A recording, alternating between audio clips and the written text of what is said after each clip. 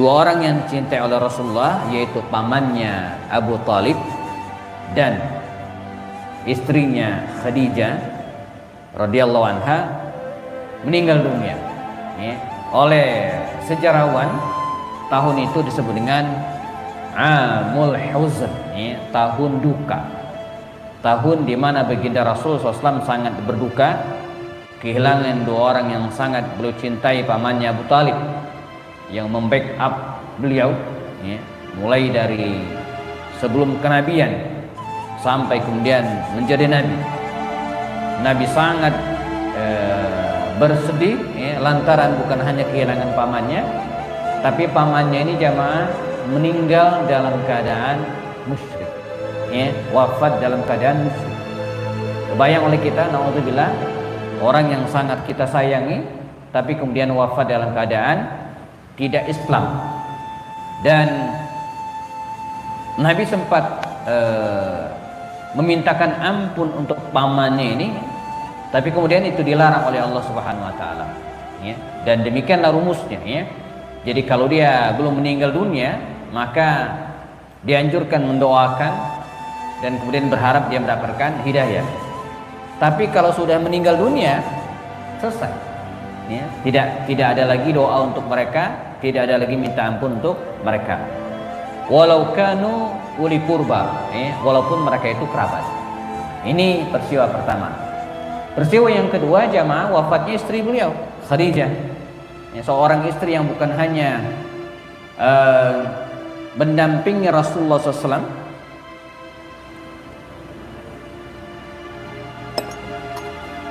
sebelum kenabian, tapi juga memberikan segalanya untuk Rasulullah SAW. Dalam riwayat dikatakan ketika Aisyah merasa cemburu dengan Khadijah, bahkan yang sudah meninggal dunia, maka kata Rasul, bagaimana mungkin saya melupakan orang yang telah amanat bi inda kadzdzaba biyan nas, orang yang beriman kepadaku ketika orang-orang mendustakanku, orang yang telah memberikan semuanya untukku, harta, dukungan, ketika orang-orang memboikot Rasulullah sallallahu alaihi wasallam. Jadi dua orang ini yang sangat cintai oleh beliau wafat, dan untuk menghibur dalam tanda kutip kondisi Rasulullah tersebut, maka Allah SWT memperjalankan beliau minal masjidil haram ilal masjidil aqsa. Peristiwa ini dikenal dengan al-Isra. Dari sini kemudian Allah memperjalankan lagi Rasulullah ila sidratil muntaha. Peristiwa ini disebut dengan al-Mi'raj, al-Isra wal Mi'raj. Kita sudah bahas. Nah, pada hari ini jamaah, kita akan bahas apa yang dilakukan oleh baginda Rasul SAW setelah kehilangan dua orang yang sangat beliau cintai. Ditambah lagi dengan kondisi Mekah yang sudah sangat tidak kondusif. Selain semakin besarnya tekanan-tekanan yang dilakukan oleh tokoh-tokoh kafir Quraisy pada waktu itu, yang membackup Rasulullah dalam hal ini paman dan istrinya sudah meninggal dunia. Sebagian sahabat Nabi sudah diperintahkan untuk hijrah ke Habasyah, pernah kita bahas. Maka Rasulullah SAW mencari peluang baru, dan demikianlah tabiat dakwah. Jadi dalam konteks dakwah, kalau kita bicara tentang fiqhud dakwah, karakter dakwah itu, dia tidak boleh berhenti dimanapun. Dan kulluna du'at, kita ini adalah da'i jemaah. Dan berdakwah itu, saya mungkin pernah sampaikan, itu beda dengan mengajar. Dakwah itu artinya mengajak. Kulluna du'at, kita ini adalah da'i, dan kita berkewajiban untuk mengajak. Dakwah itu mengajak, dan berbeda dengan mengajar. Kalau mengajar itu mesti ada ilmu. Nggak mungkin seseorang bisa mengajar bahasa Arab kalau dia nggak ngerti bahasa Arab. Faqidu syai'i la yu'ti. Orang yang nggak punya apa-apa, mana mungkin bisa memberi. Orang yang tidak menguasai ilmu tafsir, mana mungkin dia mengajar tafsir, gitu ya. Makanya saya ya, di beberapa pengajian baik masjid ataupun perkantoran, kalau boleh meminta, kecuali ada request khusus misalnya, kalau disuruh milih, saya akan mengajar tentang sirah nabawiyah ya, di perkantoran ataupun di masjid-masjidnya. Dalam kondisi normal itu bisa 52 titik majelis taklim saya hadiri ya, dan mayoritas adalah sirah karena ini yang saya kuasai gitu ya. Bukan berarti saya tidak pernah mengajar dan tidak pernah belajar fikih, bisa ya, tapi kalau boleh memilih saya akan ya bicara tentang sirah nabawiyah. Nah ini mengajar jemaah, tapi kalau mengajak kita bisa ngajak siapapun ya, apalagi zaman sekarang sudah canggih gitu kan. Jadi dakwah itu bikin tabiatnya, kewajiban kita semua ya, balighu anni walau ayah, sampaikan dariku walaupun satu ayat, kata Rasulullah SAW ya. Dan tidak boleh berhenti ya. Seorang du'a ya, atau seorang da'i seperti air yang mengalir. Air itu kan mengalir terus ya. Andai di depannya ada batu besar jemaah, maka air itu akan naik ke atas dan kemudian suatu saat terjun dan mengalir lagi. Andai di depannya itu ada jejaring, maka dia akan menelusup dan kemudian mengalir lagi. Nah, demikianlah seorang da'i, dia tidak boleh berhenti ya. Ada di Bekasi ya, dulu ada ustadz namanya Ustadz Madani, Ustadz Ahmad Madani, almarhum meninggal dunia. Dia kena penyakit kanker atau apa sejenis itulah, dirawat lama jemaah di rumah sakit. Ada hal yang menarik, jadi ketika dia dirawat karena penyakitnya sudah jelas, maka biasanya dokternya spesialis dan itu aja. Jadi saking seringnya dokter ini meriksa dia, jadi sambil meriksa itu dia ngobrol ya. Sering ngobrol terus dan diselipkan muatan-muatan dakwah, di mana dokter ini tadi tidak peduli dengan Islam, mungkin sholatnya sesekali saja, tidak peduli dengan sedekah, dengan zakat, enggak kepikir umroh haji, tapi karena merawat ya, ustadz ini gitu kan, satu demi satu muatan nilai-nilai Islam itu disampaikan di tengah dia meriksa, ngobrol. Dan ketika ustadz ini meninggal dunia jamaah ya, dokter ini bertaubat setaubat-taubatnya, dan dia mengaku di antara jalan yang membuat dia bertaubat itu adalah pasiennya ini. Jadi ketika sakit pun gitu kan, dia berdakwah ya. Dengan segala kontroversi dan muatan politiknya gitu kan. Saya dapat kabar beberapa teman yang belum lama kunjungan ke Pak Lutfi Hasan Ishak ya, yang tertuduh korupsi sekian uang gitu ya, walaupun nggak bisa dibuktikan 1 rupiah pun ya, dan divonis ya, 18 tahun penjara gitu kan. Hari ini justru di Nusa Kambangan itu seperti pesantren. Bahkan ada satu narapidana yang selesai masa tahanannya nggak mau pulang karena pengen tetap di situ gitu kan. Ini luar biasa gitu kan ya, karena memang basicnya ustadz gitu ya. Ustadz masuk penjara ya jadi ustadz juga gitu ya. Nah jadi di penjara pun dia berdakwah, di penjara pun dia berdakwah ya. Nah Rasulullah, kalau kita kembali ke sirah jamaah, ketika mentok di Makkah, kecil harapan akan berhasil karena kondisi yang tidak memungkinkan, maka Rasulullah seperti ayat tadi mencari tempat-tempat lain yang memungkinkan bisa disemai dakwah. Tempat yang beliau bidik itu adalah At-Taif ya, sebuah wilayah yang berjarak tidak lebih dari 85 kilo atau sekitar 85-88 kilo lah ya dari pusat kota Mekah, terjangkau dengan jalan kaki pada waktu itu, masih dalam kawasan ya, Mekah ya, walaupun di luar gitu kan, di luar Mekah, tapi tidak begitu jauh, tidak perlu harus berlayar seperti ke Habasyah misalnya kan. Dan dengan pertimbangan juga bahwa Taif ini jamaah adalah negeri yang subur ya, negeri yang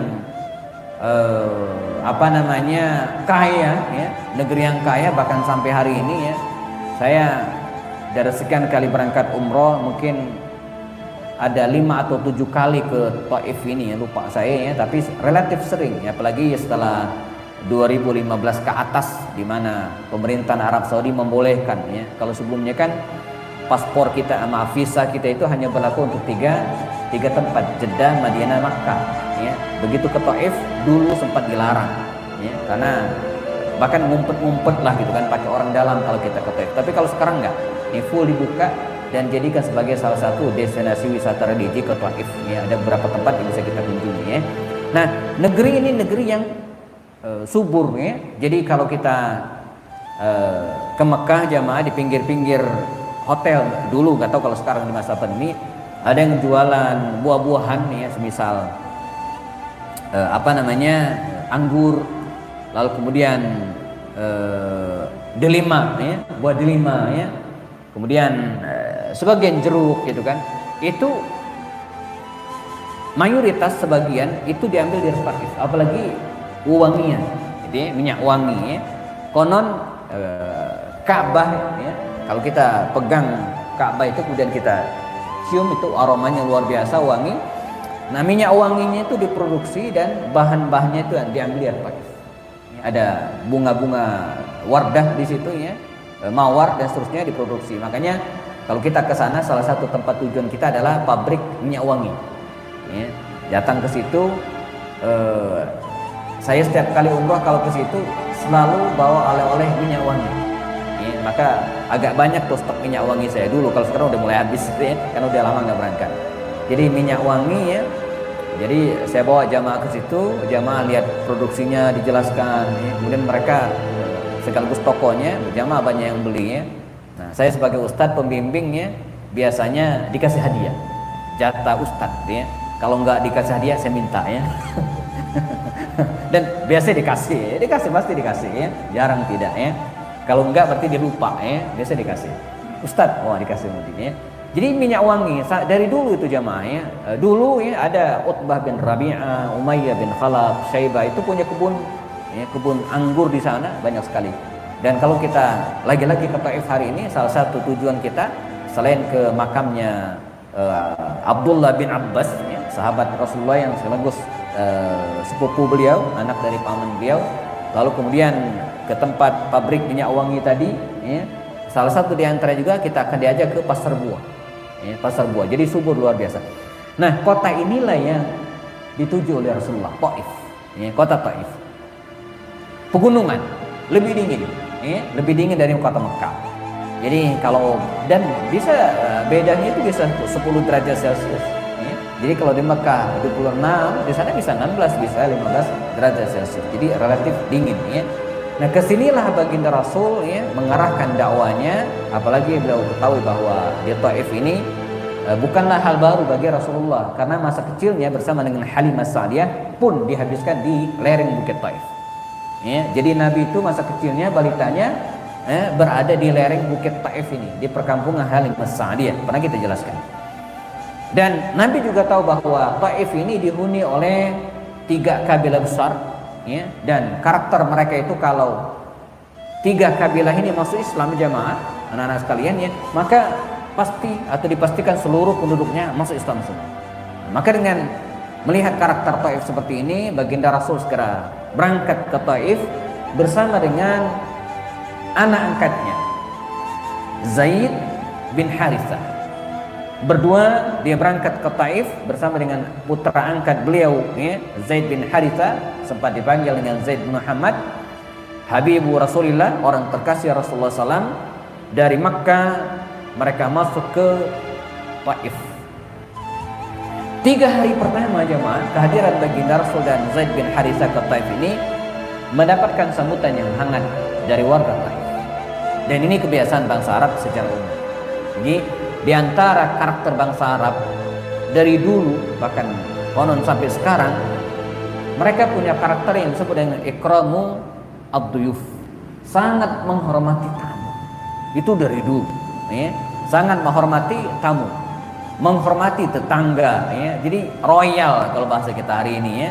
Jadi ada anekdot kalau bertamu ke rumah mereka itu hari pertama, kedua dan ketiga itu belum ditanya itu maunya apa.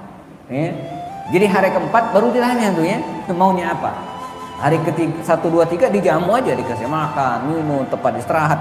Sama seperti Utsman bin Affan, ya, nanti kita ceritakan pada perjanjian Hudaybiyah. Utsman bin Affan itu berangkat dari Hudaybiyah menuju ke Mekah, itu 3 hari dia dijamu habis-habisan sampai Tapi informasi kan nggak nyampe ke Rasulullah, sampai mereka menganggap bahwa Utsman itu terbunuh, ditahan gitu kan, padahal enggak, dia dijamu gitu kan, sampai kemudian nanti ada baiat Ridwan namanya, kita jelaskan suatu saat ya. Jadi Nabi 3 hari pertama di Taif ini jamaah itu dijamu dengan sangat baik oleh orang-orang Taif.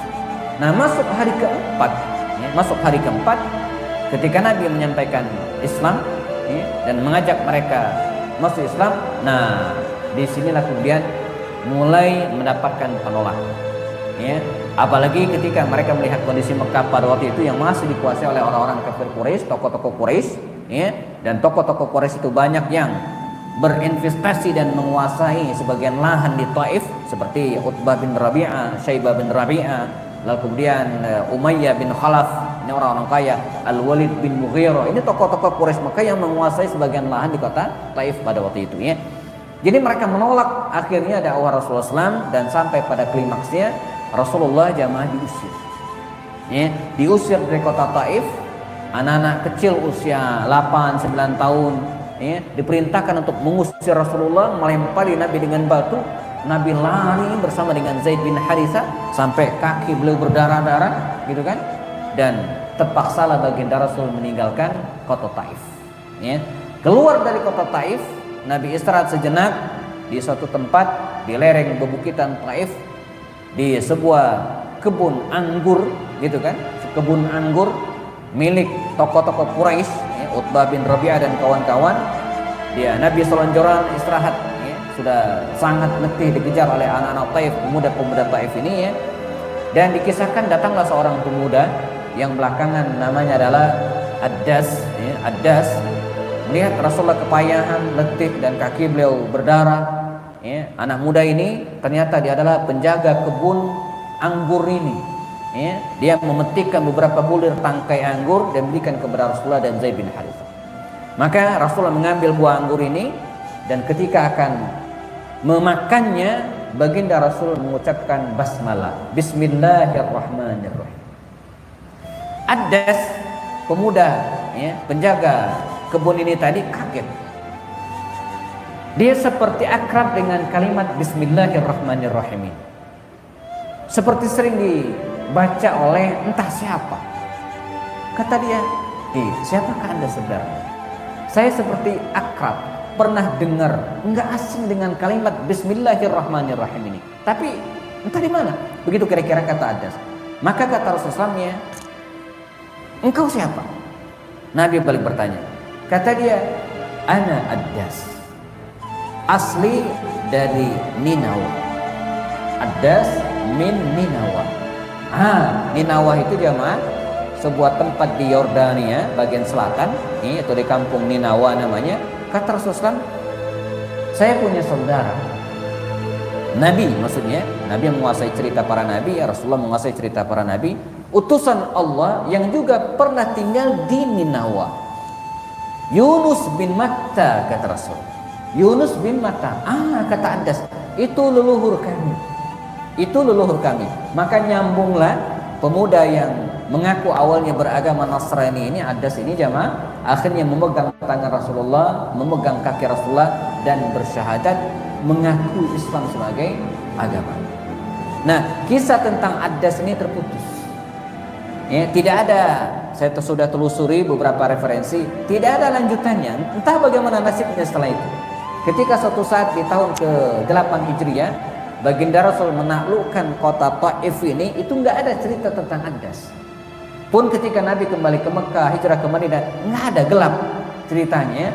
Tapi ulama sepakat Addas ini minas sahabat, termasuk sahabat Rasulullah, karena dia memenuhi 3 kriteria insya Allah gitu kan, sahabat ya, bertemu Rasulullah, masuk Islam, dan insya Allah juga dia meninggal dalam keadaan muslim, walaupun ceritanya nggak banyak, cuma berhenti di situ saja. Nah, ini cerita tentang Addas. Nah, hari itu hari ini di tempat di mana baginda Rasul bertemu dengan Addas yang dulunya adalah kebun anggur, di situ didirikan sebuah masjid kecil. Ya, kalau jamaah searching di Google, ketik saja Masjid Addas di Taif, klik Google. Ya, tapi pastikan ada kuotanya ya. Ada wifi. Kalau enggak ya enggak ada gitu ya. Maka akan keluar ya, keluar dan hari ini menjadi salah satu tempat kunjungan wisata religi kalau kita datang ke situ ya. Nah, jadi jangan cari kebun anggurnya, nggak ada lagi, itu sudah jadi tanah lapang rata.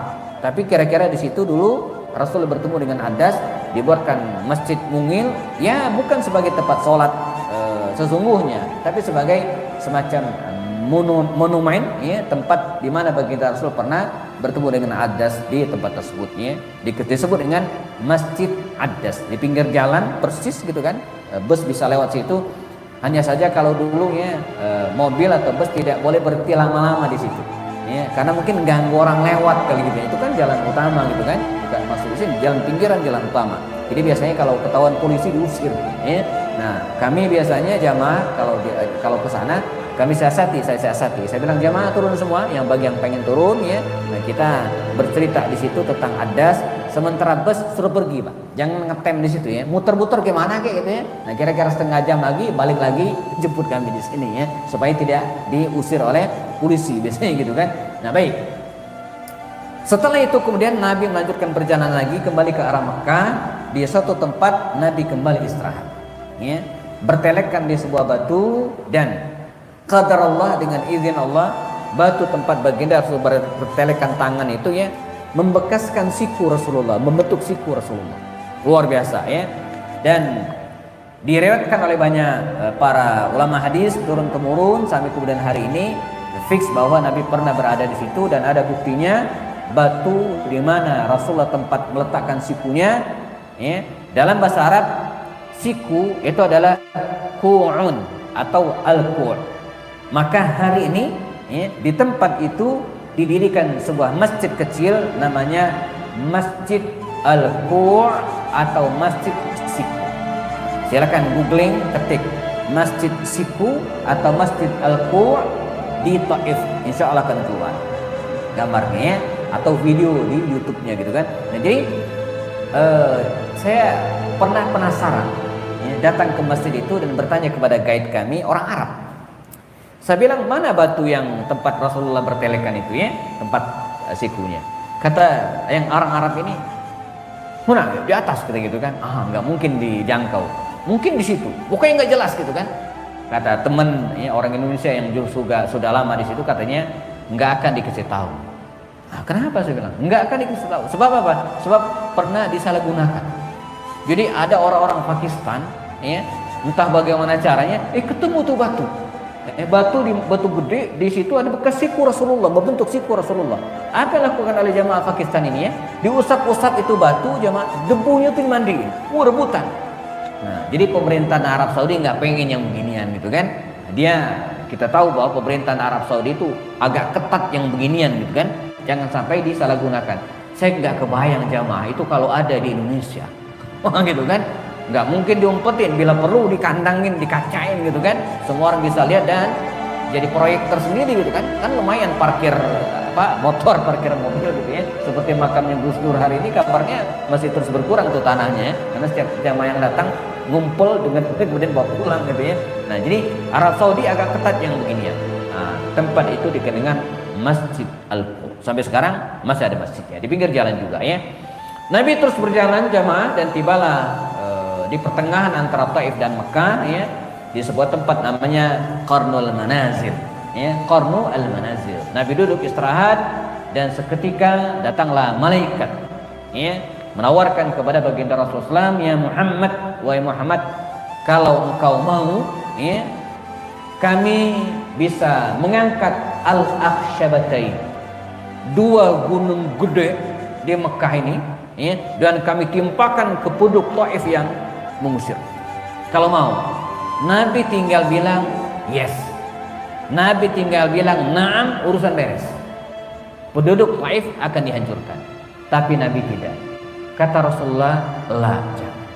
Ya, memang hari ini mereka mengusir saya, demikian kira-kira kata Rasulullah ya, mereka betul-betul tidak mentauhidkan Allah, kufur terhadap Allah SWT. Tapi saya berharap dari sulbi mereka, dari keturunan mereka akan lahir anak-anak muda yang mentauhidkan Allah Subhanahu wa taala dan membela agama. Dan terbukti jamaah ya, kalau peristiwa ini terjadi pada tahun 10 atau 11 kenabian, maka sekitar 18 tahun kemudian, ya, di tahun 15 Hijriah, ada perang besar namanya Perang Qadisiyah antara kaum muslimin dan pasukan Persia dipimpin oleh Sa'ad bin Abi Waqqas. Di antara pahlawan-pahlawan yang sangat berani, di antara anak-anak muda yang sangat berani, itu adalah mereka yang 18 tahun dulu melempari Rasul dengan batu. Hari itu mereka musuh. Mereka lah yang dikenal dengan orang-orang yang sangat berani menghadapi gajah, tentara gajah milik Rustum, ya, panglima perang Persia pada waktu itu. Mereka yang melempari mata-mata gajah itu dengan tombak dan panah mereka. Ya laha min Bani Tamim, kata Sa'ad bin Waqqas, luar biasa ini Bani Tamim, ya. Mereka lah anak-anak muda yang dulu melempari Nabi dengan batu. Hari itu mereka melempari musuh-musuh Islam dengan anak panah. Maka benar doa Rasulullah, ya Allah, kalaulah hari ini mereka mengusir Rasulullah, mengusir beliau, maka berharap suatu saat mereka menjadi pembela Islam. Dan betul, ya, di tahun ke-8 Hijriah ketika Nabi membebaskan Mekah, membebaskan Hunain, langsung ke Taif, anak-anak muda yang 18 tahun dulu melempari Nabi dengan batu kemudian memeluk Islam, ya, dan menjadi pembela Islam. Makanya ini beda sekali dengan doanya Nabi Nuh, ya. Nah, kalau Nabi Nuh itu, kalau Rasulullah ketika ditawari oleh malaikat untuk menghancurkan musuh-musuhnya, tapi Nabi Nuh berbeda, ya. Kalau Rasulullah menolak, berharap dari keturunan mereka lahir orang-orang yang muslim dan, ya, menyembah Allah serta membela agamanya. Kalau Nabi Nuh apa? Tidak. Dalam surat Nuh itu Nabi Nuh berdoa. Apa doa Nabi Nuh? Ada yang ingat? Pada akhir-akhir surat Nabi Nuh, wa qala Nuh Rabbi la tazar 'alal ardi minal kafirina apa? Dayyara. Ya, jadi ya Allah, jangan tinggalkan, Rabbi la tazar 'alal ardi, jangan sisakan di muka bumi, ya, minal kafirina, dari orang-orang kafir, dayyara, satu rumah pun habisin semua. Ya, fa innaka in tazarhum yudhillu ibadaka wa la yalidu illa fajiran kafara. Itu kalau engkau tinggalkan nanti akan melahirkan orang kafir juga. Beda banget. Kalau Rasulullah justru berharap dari anak-anak cucu-cucu mereka. Mereka mungkin kafir hari ini, tapi anak mereka, cucu mereka diharapkan justru mendapatkan hidayah. Tapi Nabi Nuh enggak. Nabi Nuh katanya apa? La tazar 'alal ardi minal kafirina dayyara. Ya, jangan tinggalkan satu rumah pun dari orang kafir. Sebab kalau engkau tinggalkan, intazarhum yudillu ibadaka. Dia akan menyesatkan hamba-Mu yang lain, wala yalidu illa fajiran kafara, dan tidak akan melahirkan kecuali orang-orang yang fajir dan orang-orang yang kafir. Rasulullah tidak. Ya, Rasulullah sangat pemaaf. Pulanglah Rasulullah jamaah menuju ke Mekah Al-Mukarramah kembali, dan hampir masuk ke kota Mekah, tiba di suatu tempat namanya Nakhlah. Ya, Nabi istirahat kembali bersama dengan Zaid bin Harithah radhiyallahu anhu, dan ketika Nabi sedang istirahat membaca lantunan-lantunan ayat Al-Quran, ya, maka Allah memberikan informasi bahwa beliau dikerumuni oleh masyarakat jin atau bangsa jin. Ya, maka turunlah firman Allah SWT di tempat tersebut, turun surat Al-Jin. Qul uhiya ilayya annahu istama'a nafarun minal jinni, dan seterusnya. Qul uhiya ilayya annahu istama'a nafarun minal jinni. Katakanlah, telah diwahyukan kepadaku, ya, uhiya ilayya annahu istama'a nafarun minal jin, ya, bahwa ada sekelompok nafar, ya, bangsa jin mendengarkan bacaan-bacaan Quran Rasulullah SAW. Dan karena itu hari ini di tempat itu agak masuk, ya, sebelum daerah Makkah, ya, didirikan sebuah masjid namanya Masjid Al-Jin. Ya, ini masjid agak populer bagi jamaah haji Indonesia, ya. Jadi dulu itu ada informasi, ya, kalau orang pergi haji biasanya akan ditanya dua tempat. Pernah pergi ke Masjid Kucing? Pernah pergi ke Masjid Al-Jin? Nggak sempat. Wah, sayang sekali. Padahal dua tempat ini nggak ada apa-apanya gitu kan. Yang jelas kalau hari ini Masjid Kucing atau Masjid Abu Hurairah yang nggak ada lagi. Ya, per 2011 sudah dihancurin, ya, karena sudah di perluasan Masjidil Haram, dan hotel-hotel juga didirikan tempat tersebut dulu dekat Pasar Seng ya. Nah, adapun Masjid Al-Jin hari ini masih ada ya, itu adalah Masjid Malaysia. Cepat sekali, nggak terasa. Kita teruskan dikit lagi ya, beberapa kalimat. Di tempat itu dirikan Masjid Al-Jin, dan sekali lagi hanya sekedar informasi, sholat di Masjid Al-Jin itu ya sama dengan sholat di Masjid Al-Kautsar ya. Pahalanya sama. Jadi daripada sholat di situ ya, mendingan sholat di Masjidil Haram yang pahalanya 100.000 kali lipat daripada sholat di tempat lain. Setelah itu jamaah, maka Nabi masuk ke Makkah kembali, namun sayang ya, beliau tidak bisa masuk karena sudah dianggap sebagai orang yang melarikan diri. Peraturan Mekah waktu itu, orang yang sudah pergi dari kota Mekah dalam keadaan terbuang, dalam keadaan terusir, dia tidak boleh masuk lagi ke Mekah kecuali ada yang menjamin. Maka Rasulullah kontak beberapa tokoh Mekah, dikontaklah Syarik, dikontaklah Suhail, dikontak 3-4 orang, dan tidak ada yang mau menjamin Rasulullah, sampai datanglah seorang laki-laki yang juga bersahabat dengan Rasulullah tapi kafir, namanya Mut'am bin Adi. Mut'am bin Adi. Maka kata dia, ya Muhammad, saya menjaminmu. Digandenglah Rasulullah masuk ke kota Mekah ya. Begitu nyampe di gerbang Mekah, segera dicegat oleh tokoh-tokoh Quraisy, Abu Jahal diantaranya. Kata dia, ya Mut'am, ya muslimun anta amujir, ente bersama Muhammad itu ya, sudah masuk Islam atau sekedar memberikan suaka perlindungan? Kata Mut'am ini, bal ana mujir, saya cuman pemberi suaka. Artinya kalau dia masuk Islam diusir dua-duanya, tapi karena dia tidak masuk Islam, hanya memberikan perlindungan saja, maka dia masuk ke Mekah. Dan Rasul pun mendapatkan perlindungan sementara dari Mut'am bin Adi. Nah, masuk tahun ke-11 jamaah, ada beberapa orang pemuda dari Yathrib dan dari Madinah datang ke Mekah. 6 orang di antara mereka menemui Rasulullah SAW dan memeluk Islam. Serta Rasul juga memanfaatkan jaminan itu ya untuk mendakwahi beberapa kabilah di sekitar kota Mekah. Maka ada beberapa tokoh yang masuk Islam, misalnya At-Tufail bin Amr Ad-Dawsi, Abu Dzar Al-Ghifari, lalu kemudian siapa lagi, Iyad bin Mu'adz, dan beberapa tokoh muda yang lainnya. Dan yang paling penting adalah 6 pemuda dari Yathrib. Mereka inilah yang kemudian menjadi pintu Rasulullah ya untuk hijrah ke Madinah Al-Munawwarah. Nah, bagaimana dakwah Rasulullah terhadap kabilah-kabilah sekitar Mekah, lalu akhirnya 6 pemuda datang menemui Rasulullah masuk Islam ya. Ini bahasan kita berikutnya insyaallah. Dakwah Rasulullah di luar kota Mekah. Baik, kita cukupkan, sudah masuk waktu Isya, kita siap-siap sholat berjamaah. Jazakumullah khairan. Biar berkah, kita selesaikan kafar majlis. Subhanakallahumma wa bihamdika, asyhadu an la ilaha illa anta, astaghfiruka wa atubu ilaik. Assalamualaikum warahmatullahi taala wabarakatuh.